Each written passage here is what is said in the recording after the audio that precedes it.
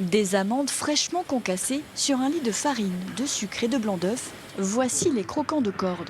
Dans cette biscuiterie fondée en 1964, la recette est respectée à la lettre, mais interdit de savoir à quelle température ils vont cuire.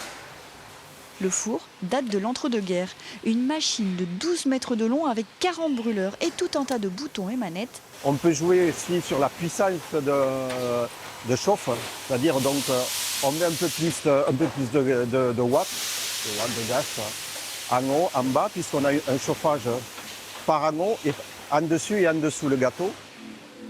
Si la recette du croquant de corde est de notoriété publique, d'autres préparations restent secrètes, notées dans ce précieux carnet par le grand-père de Léa. Il le remplissait après sa journée de travail.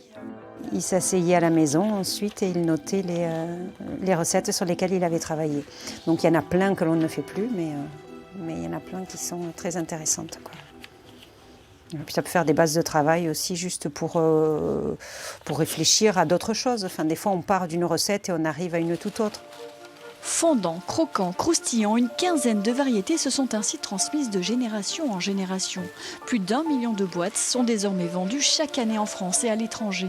Une vingtaine de salariés participent au succès de l'entreprise.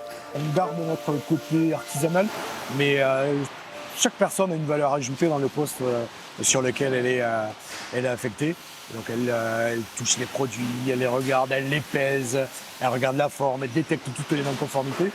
Et si jamais nos produits ne sont pas conformes, ils ne sont pas envoyés à notre client. Une partie de la production est vendue directement à la boutique attenante à des clients qui craquent régulièrement pour ces biscuits.